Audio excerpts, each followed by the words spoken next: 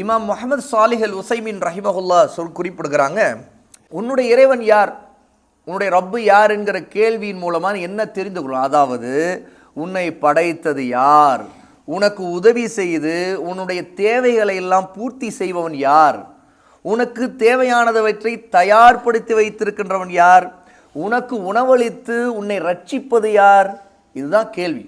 அப்போ உன்னுடைய இறைவன் யார், மன் ரப்புக அப்படிங்கிற கேள்விக்கு என்ன பதில்னா, அங்கே கேள்வியில் கேட்கப்படுற விஷயம் என்ன, உன்னை படைச்சது யாரு, உனக்கு வாழ்வாதாரம் ரிசுக் அளிக்கிறது யாரு, உன்னுடைய தேவைகளை பூர்த்தி செய்வது யாரு, உனக்கு ஒரு கஷ்டம்னா உதவி செய்வது யாரு, இது எல்லாத்தையும் கவனத்தில் கொண்டு உன்னுடைய இறைவன் யாருங்கிற கேள்வி புரிந்து கொள்ளணும் அப்படிங்கிறாங்க. இதில் விஷயமே என்ன கேட்டால், ரப்பு படைத்து பரிபாலிப்பவன் அப்படின்னா என்ன, பரிபாலிக்கிறதுனா என்ன, படைப்பினங்களுக்கு அல்லாஹ் படைத்திருக்கிற எத்தனையோ படைப்புகள், ஒவ்வொரு விதமான இனங்களை படைத்திருக்கிறான். இது மனித இனம், நாம ஜின்கள் இனத்தை படைத்திருக்கிறான். இன்னும் எவ்வளோ உயிரினங்களை, ஓரறிவு, ஈரறிவு, மூன்று அறிவு, இப்படி ஒவ்வொரு விதமான, அது வானத்தில் பறக்கக்கூடியதாக இருக்கலாம், தண்ணீரில் நீந்தக்கூடியதாக இருக்கலாம், பூமியில் ஊர்ந்து போகக்கூடியதாக இருக்கலாம், எப்படி எப்படியோ அல்லாஹ் படைச்சிருக்கிறான். இந்த எல்லா படைப்பினங்களுக்கும் தேவையான அனைத்தையும் கொடுத்து வளர்ப்பது, பராமரிப்பது, இப்படிப்பட்ட காரியத்தை செய்கிறவன் யாரு, அல்லாஹ் மட்டும்தான். அகிலத்தார் அனைவருக்கும், எல்லா படைப்புகளுக்கும், உலகங்கள்ல இருக்கிற எல்லா உலகத்துக்கும், நம்ம பார்க்கறதுக்கு மட்டும் இல்லை, பார்க்காத உலகங்கள் எல்லாம் படைச்சிருக்கிறான். எல்லாவற்றுக்கும் ரிசுக்கை அளித்து, அதான் வாழ்வாதாரம், என்ன வாழ்க்கைக்கு தேவையோ அதெல்லாம், அதான் ஆதாரம். வாழணும்னா இது வேணும்னு இருக்குது, அதான் ரிசுக்.